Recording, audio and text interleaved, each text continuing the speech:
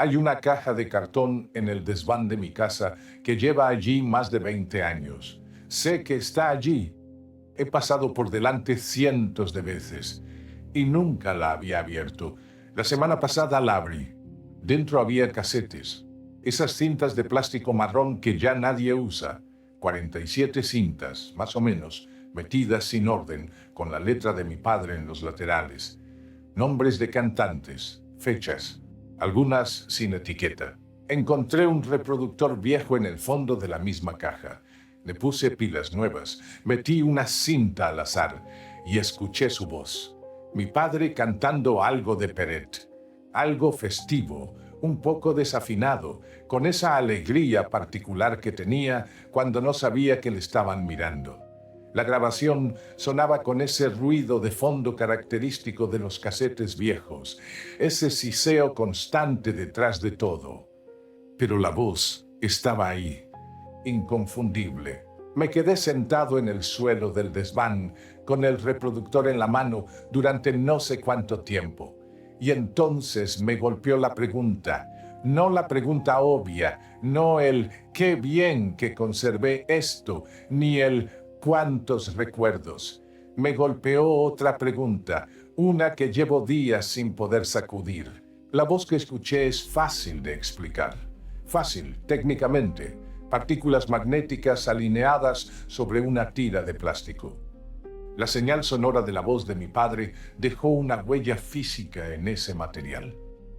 Cuando el reproductor pasa la cabeza lectora por encima, lee esas alineaciones magnéticas y las convierte de nuevo en sonido.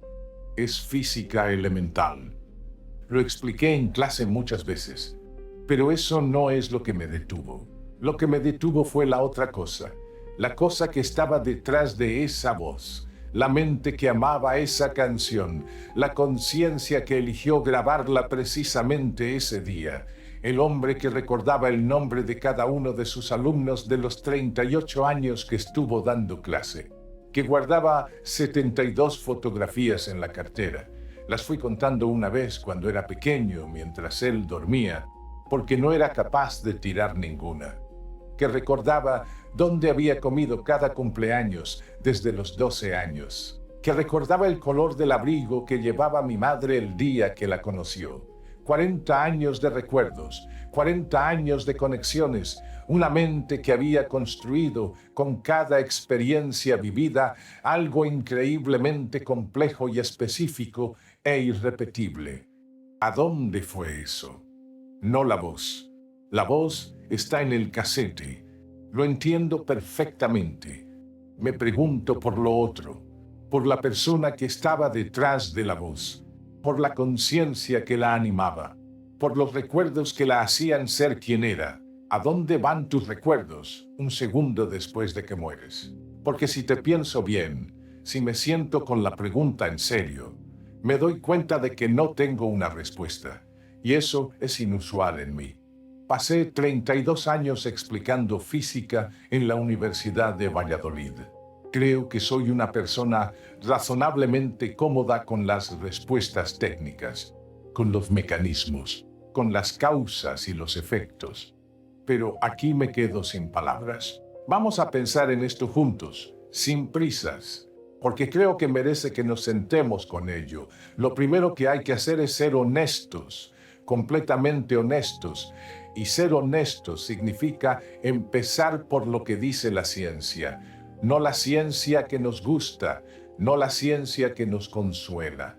La ciencia tal como la enseñamos. Los recuerdos son sinapsis. Eso es lo que aprendí en la universidad. Eso es lo que luego enseñé durante décadas. Cuando tienes una experiencia, ves una cara, escuchas una canción, vives un momento que te marca.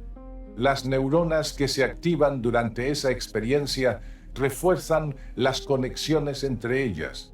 Las sinapsis entre esas neuronas se vuelven más eficientes, más rápidas. La próxima vez que algo similar activa esas neuronas, el patrón se repite con más facilidad. Un recuerdo, en términos biológicos, es un patrón de activación neuronal que se ha vuelto estable. Es una red de conexiones, una estructura física en el cerebro. Y cuando el cerebro muere, esas conexiones desaparecen. Las proteínas que construyen la sinapsis se degradan, las neuronas mueren, el patrón se disuelve. Si los recuerdos son sinapsis, entonces los recuerdos mueren cuando muere el cerebro. Punto. Eso es lo que dice el modelo estándar. El modelo que la neurociencia lleva décadas construyendo con evidencia sólida, con experimentos reales, con imágenes de resonancia magnética y estudios de lesiones cerebrales y décadas de investigación rigurosa. No es un modelo inventado para hacernos sentir mal. Es lo que encontramos cuando miramos de verdad. Y tengo que decir, aquí, siendo honesto, que durante mucho tiempo esto no me perturbaba especialmente. Era una especie de materialista con diploma de física. El cerebro produce la conciencia. Cuando el cerebro muere, la conciencia muere. Era un principio abstracto que no necesitaba cuestionarme mientras daba clase de relatividad. Pero hay momentos en que la razón choca con algo que viviste, algo que viste con tus propios ojos. Y entonces, la cosa que antes era solo un principio abstracto se convierte en algo que tienes que mirar directamente. Voy a contaros algo que nunca he contado en ningún sitio. Mi padre tuvo Alzheimer los últimos 4 años de su vida. Si no habéis vivido eso de cerca, no sé si puedo transmitir lo que es. No es solo que la persona olvide cosas, es que la persona va desapareciendo, pique a pique. Primero son los nombres de personas que no ve a menudo. Luego son los eventos recientes. Luego los eventos menos recientes. Y luego empieza a haber días en que te mira a ti, a su hijo, y hay un instante de extrañeza antes de que su cara reconozca quién eres. La neurociencia lo explica perfectamente. El Alzheimer destruye neuronas, destruye la sinapsis, destruye literalmente el sustrato físico donde estaban almacenados los recuerdos. No es que los recuerdos estén bloqueados o escondidos, es que la estructura que los contenía ha sido dañada. El modelo es coherente. Si los recuerdos son sinapsis y el Alzheimer destruye sinapsis, entonces los recuerdos se pierden. Mi padre, en sus últimos años, no recordaba que había sido profesor. No recordaba el nombre de sus compañeros de trabajo más cercanos. No recordaba muchas cosas que habían definido su vida. Y entonces llegó el día de su muerte. Llevábamos 2 días en el hospital, mi madre, mi hermana y yo, turnándonos. El médico nos había dicho que era cuestión de horas. 3 horas antes de que muriera, mi padre abrió los ojos. No como abría los ojos normalmente esos últimos meses, ese abrir confuso, desorientado, que miraba sin ver exactamente. Los abrió de otra manera, con una claridad que no había visto en 4 años. Me miró a mí, dijo mi nombre, Ernesto, así, solo. Como lo decía cuando yo era pequeño y había hecho algo que le preocupaba, con ese peso específico que solo tiene el propio nombre cuando lo dice tu padre. Y luego empezó a hablar, no de forma confusa, no mezclando tiempos y personas como había hecho durante años. Habló con una claridad absoluta, con una presencia que era inconfundible. Empezó a nombrar alumnos suyos de 1973, el primer año que había dado clase. Nombró a 17 alumnos por su nombre y apellido. Recordó anécdotas específicas de cada uno. De uno dijo que había llegado siempre tarde, pero que era el más listo que había tenido. De otra dijo que lloraba cuando le salían mal los problemas de matemáticas y que la recordaba con mucho cariño. Los nombraba como si los hubiera visto ayer. Yo tomé apuntes en mi teléfono. Estaba tan desconcertado que me puse a escribir sin pensar. No supe qué más hacer. Mi padre no había mencionado ese primer año de clase en décadas, no en conversaciones que yo recordara. Yo no sabía que él guardara eso. Eran recuerdos de una vida anterior al Alzheimer, de una época en que yo era un niño, que yo no había vivido junto a él de la misma manera. Y luego me miró y dijo, Ernesto, dales las gracias de mi parte. Le dije que sí, que se las daría. Sonrió, se recostó en la almohada y en los minutos siguientes volvió a caer en la confusión, en ese estado nebuloso de los últimos meses. 2 horas después, había muerto. Me quedé con mi lista de 17 nombres en el teléfono y con una pregunta que no se me ha ido. ¿Dónde habían estado esos recuerdos? El Alzheimer había destruido las neuronas que los contenían. Eso es lo que dice el modelo. Las sinapsis que almacenaban esa información habían sido dañadas o destruidas. Y sin embargo, aparecieron, completos, vívidos, precisos, con nombres y apellidos y anécdotas específicas. Aparecieron 3 horas antes de que muriera el hombre que los había vivido. Si los datos estaban borrados, ¿de dónde vinieron? Lo que viví esa tarde tiene un nombre en la literatura médica. Se llama lucidez terminal. Y durante mucho tiempo fue una de esas cosas que los médicos preferían no discutir demasiado porque no encajaba bien en ningún modelo. Pero en los últimos años ha empezado a estudiarse más en serio. El Centro de Investigación de Experiencias Cercanas a la Muerte de la Universidad de Virginia lleva décadas documentando casos. En 2025 publicaron una actualización de sus registros con más de 400 casos documentados de lucidez terminal en pacientes con demencia avanzada, no casos anecdóticos, casos con historia clínica, con personal médico presente, con documentación rigurosa. El patrón es consistente. Pacientes que llevan meses o años sin reconocer a sus familias. Pacientes con diagnóstico de daño neurológico severo. Pacientes en estado de deterioro avanzado. Y entonces, en las horas o días previos a la muerte, recuperan una claridad repentina. Reconocen a personas que habían olvidado. Recuerdan eventos específicos del pasado. Hablan con coherencia y presencia. Y luego mueren. La pregunta que plantean estos casos no es romántica ni espiritual en primera instancia. Es técnica. Es una pregunta de física y biología. Si los recuerdos son sinapsis y las sinapsis fueron destruidas por la enfermedad, ¿de dónde vienen esos recuerdos en la lucidez terminal? Las neuronas dañadas no se regeneran en horas.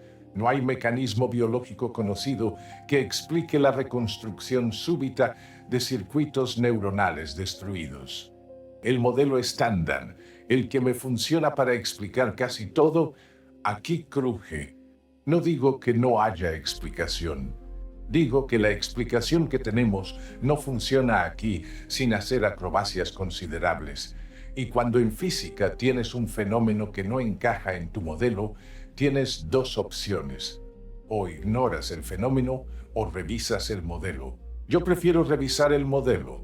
En marzo de 1955, Albert Einstein escribió una carta. La escribió a la familia de Michel Besso, su amigo de toda la vida. Lo habían sido desde la época del instituto en Zúrich. Habían pasado décadas discutiendo de física, de filosofía, de la naturaleza del tiempo.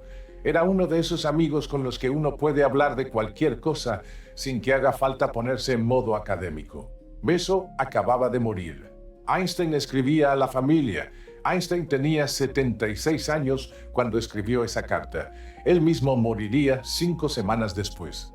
Estaba en Princeton, con el aneurisma de aorta ya detectado, sabiendo que le quedaba poco tiempo. No era un hombre que escribiera cosas que no creyera. Y en esa carta escribió algo que llevó años pensando.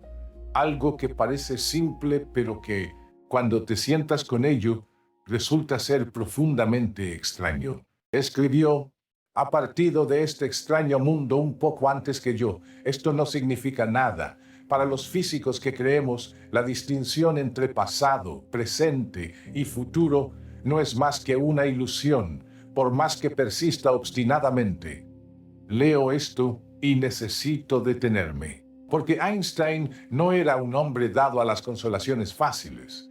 No era alguien que dijera cosas para hacer sentir mejor a la gente.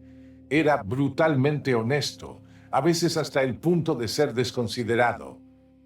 No escribió eso para consolar a la viuda de su mejor amigo. Lo escribió porque lo creía, porque era la consecuencia directa de lo que su propia física decía sobre la naturaleza del tiempo. Y lo que su propia física dice es esto: en la relatividad especial, el tiempo no es una corriente que fluye de pasado a futuro. El tiempo es una dimensión, como las tres dimensiones del espacio. El universo no es un lugar tridimensional en el que ocurren cosas a lo largo del tiempo. El universo es un bloque cuatridimensional, tres dimensiones de espacio y una de tiempo, en el que todo está. Todo lo que ha pasado, todo lo que pasa ahora, todo lo que pasará. Los físicos llaman a esto el universo bloque o el eternismo. Y las consecuencias son perturbadoras si las piensas en serio. Si el universo es un bloque cuatridimensional, entonces la tarde en que mi padre grabó esa canción de Peret en el desván de casa existe, no como recuerdo, no como huella, existe como evento en la estructura del universo. Está ahí, en las coordenadas espaciotemporales precisas en que ocurrió. Cuando Einstein dijo que la distinción entre pasado, presente y futuro es una ilusión, no estaba siendo poético. Estaba describiendo lo que la matemática de la relatividad implica. El pasado no se ha ido.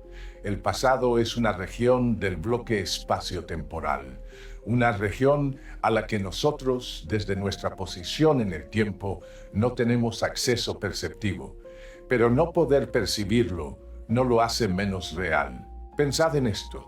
Si estáis en Madrid y yo estoy en Valladolid, vosotros no podéis ver el río Pisuerga ahora mismo. ¿Eso significa que el río Pisuerga no existe? No. Existe en coordenadas espaciales a las que vosotros no tenéis acceso desde donde estáis. El pasado es lo mismo, pero en la dimensión temporal. La tarde en que mi padre cantó esa canción está en coordenadas temporales a las que yo no tengo acceso desde donde estoy ahora. Pero, según la física que Einstein desarrolló, esa tarde es tan real como este momento. No fue, es ahí, en el tejido permanente del espacio-tiempo. Sé lo que estáis pensando, o al menos sé lo que yo me pregunto cuando me empujo a mí mismo. Esto suena bonito, incluso consolador. Pero ¿qué tiene que ver con los recuerdos, con la conciencia, con la mente de mi padre, con lo que le hacía ser él? Voy a intentar tender el puente. Hay dos modelos posibles para entender qué son los recuerdos, dos maneras de pensar en ello, y las consecuencias de cada modelo son completamente diferentes. El primer modelo es el que yo enseñé durante 32 años. Los recuerdos como datos biológicos, como información almacenada en el hardware del cerebro. Las sinapsis son el sustrato. La memoria es el software que corre en ese sustrato. Cuando el hardware muere, el software desaparece. Los datos se borran. No hay ningún lugar a donde vayan. No hay ningún disco duro externo donde se guarden. Se borran. Este modelo explica muchísimas cosas. Explica por qué el Alzheimer destruye recuerdos. Explica por qué los golpes en la cabeza producen amnesia. Explica por qué ciertas drogas alteran la memoria. Explica por qué los recuerdos se difuminan con el tiempo. Es un modelo con mucha evidencia empírica detrás. Y sin embargo, bajo este modelo, la lucidez terminal es inexplicable. Si las sinapsis que contenían esos recuerdos fueron destruidas por el Alzheimer, los recuerdos no pueden volver. Los datos borrados no se recuperan solos. El segundo modelo es más extraño. Y no lo digo como eufemismo para decir más reconfortante. Lo digo literalmente. Es más extraño, más difícil de asimilar. ¿Qué pasa si los recuerdos no son datos almacenados en el cerebro? ¿Qué pasa si los recuerdos son eventos? Eventos reales, físicos, ocurridos en el espacio-tiempo. En el universo bloque de Einstein, lo que ocurrió no dejó de existir. No se convirtió en pasado y desapareció. quedó inscrito permanentemente en la estructura del espacio-tiempo. La tarde en que mi padre aprendió a distinguir la voz de cada uno de sus alumnos del primer año, el momento en que memorizó su nombre, la anécdota del alumno que llegaba tarde, todo eso ocurrió. Y en la física de Einstein, lo que ocurrió está. Y si el cerebro no fuera el almacén de esos recuerdos, sino el receptor, y si el cerebro fuera más parecido a una radio, que no genera la señal, sino que la sintoniza, que a un disco duro que genera los datos que contiene. Si fuera así, la lucidez terminal tendría una explicación diferente, no el modelo de los datos borrados que misteriosamente reaparecen, sino el daño neurológico no destruyó los eventos que ocurrieron. Los eventos que ocurrieron siguen estando en el espacio-tiempo. El Alzheimer bloqueó el acceso del cerebro a esos eventos. Y en el momento final, algo cambia. Algo que todavía no entendemos. Y el acceso vuelve, brevemente, con una claridad extraordinaria. No digo que esto sea lo que ocurre, lo digo como posibilidad, como pregunta que vale la pena hacer. Porque la física que Einstein desarrolló al menos hace que la pregunta no sea absurda. Aquí tengo que ser honesto sobre otra cosa. Einstein no era espiritualista, no era el tipo de persona que creía en almas eternas flotando en otra dimensión.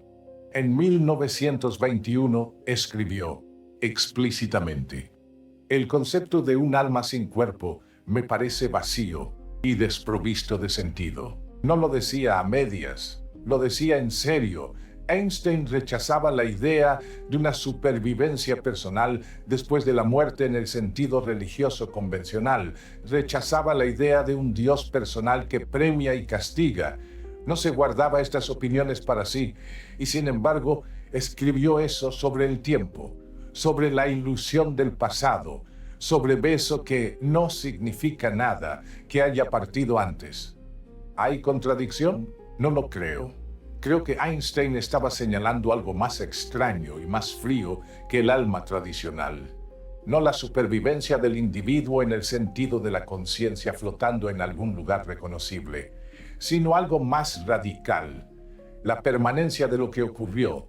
No tu alma sigue existiendo en otro plano, sino la tarde en que viviste ese momento es física y permanentemente real en la estructura del universo. Eso no es consolador de la manera en que la religión intenta consolar.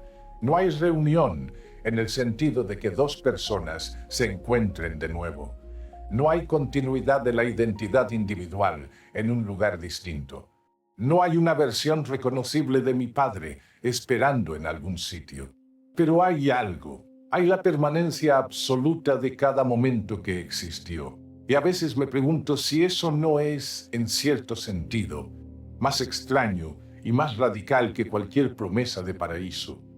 Porque no requiere nada sobrenatural. Solo requiere tomarse en serio lo que la física ya dice sobre la naturaleza del tiempo. Hay otro principio físico que me ronda estos días. En física cuántica, uno de los principios más sólidamente establecidos es que la información no se destruye, se transforma, se dispersa. Puede volverse inaccesible desde el punto de vista práctico, pero no se aniquila. Hubo un debate científico largo y famoso sobre esto. Durante décadas, Stephen Hawking argumentó que los agujeros negros destruyen información. Cuando algo cae en un agujero negro, esa información desaparece para siempre. Eso fue la posición de Hawking durante mucho tiempo. Pero en 2004, Hawking cambió de posición. Públicamente, admitió que había perdido esa apuesta. La física, específicamente la teoría cuántica de la información, apunta de forma muy sólida a que la información no puede ser destruida. Los agujeros negros no destruyen la información, la transforman de formas que no comprendemos del todo aún, pero no la anulan. Hawking, uno de los científicos más brillantes del siglo XX, tuvo que revisar una posición que había mantenido durante décadas. porque la física no le daba otra opción. ¿Qué es un recuerdo en términos de información? Es un patrón, una estructura específica, la disposición particular de una mente que amaba ciertas canciones, que recordaba ciertos nombres, que reaccionaba de cierta manera ante ciertos problemas difíciles. Esa disposición particular, esa estructura, es información. Si la física dice que la información no se destruye, ¿qué pasa con la información que constituía la mente de mi padre? No desaparece, dice la física. Se transforma. Se dispersa de maneras que quizá no podemos seguir desde nuestra posición, pero no deja de existir. Ahora bien, aquí hay que ser cuidadoso, muy cuidadoso, porque dispersarse no es lo mismo que mantenerse coherente.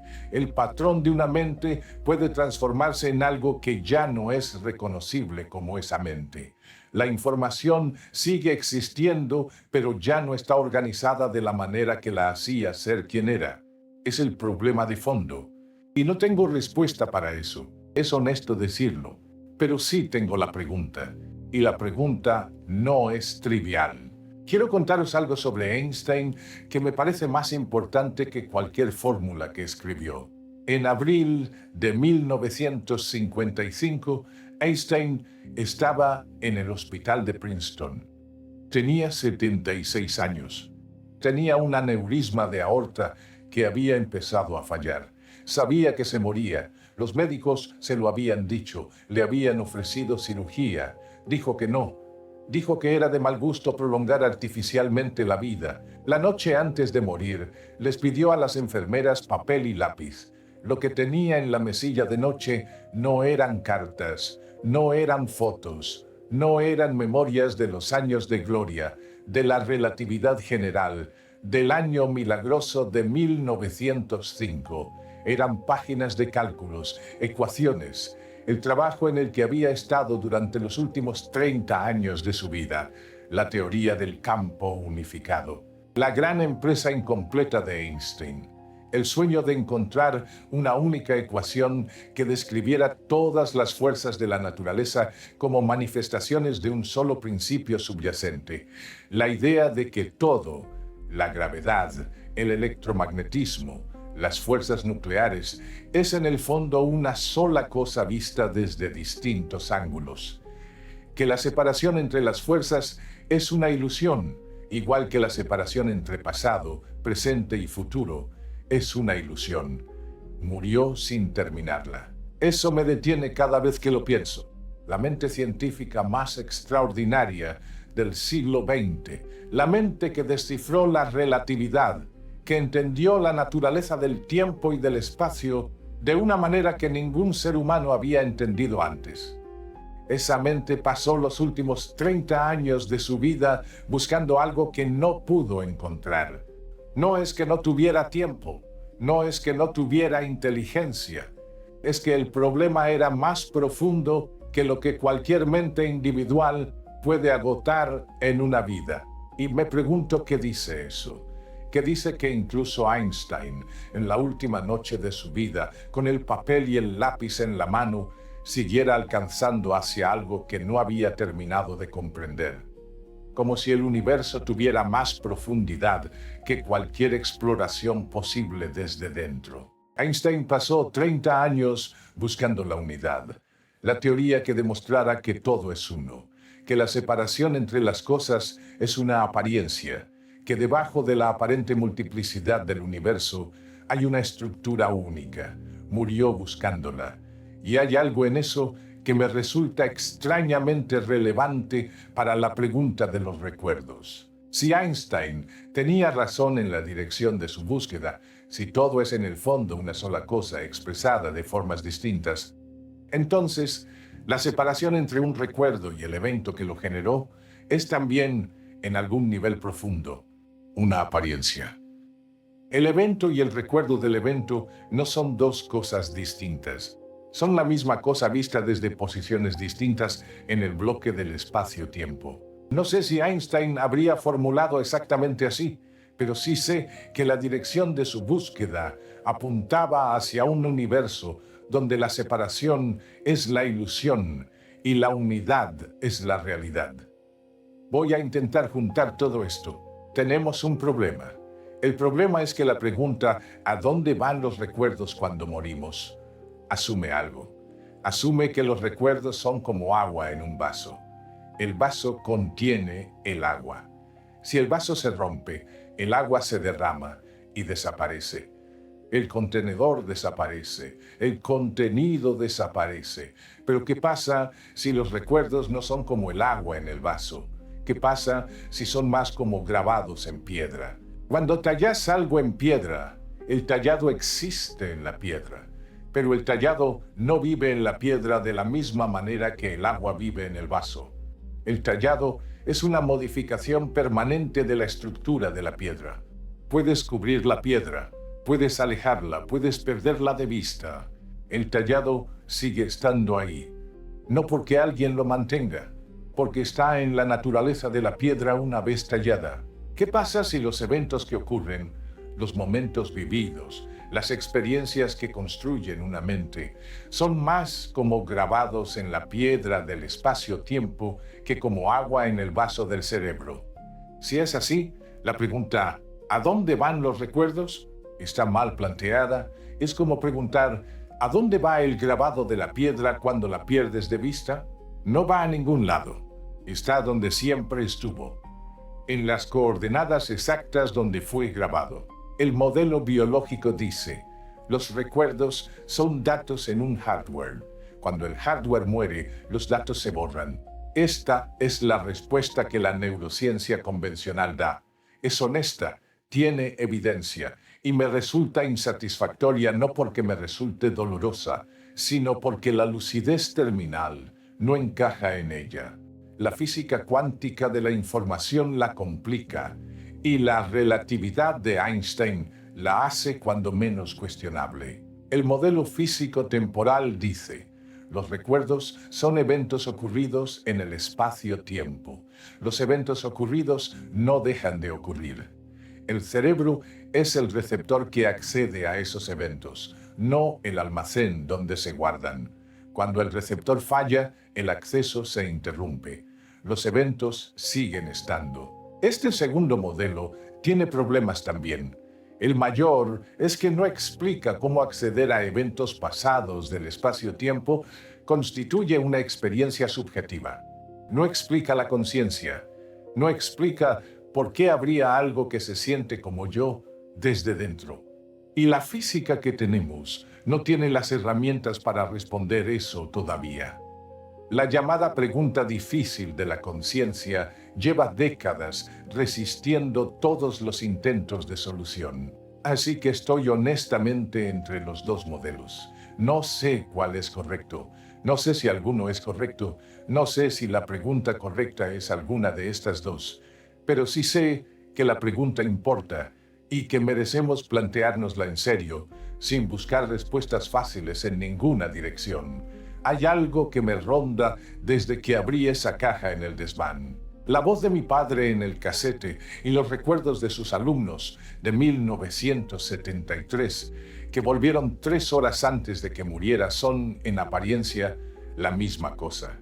Son rastros, huellas, señales de que algo estuvo ahí, pero son rastros en soportes muy distintos. La voz está en partículas magnéticas.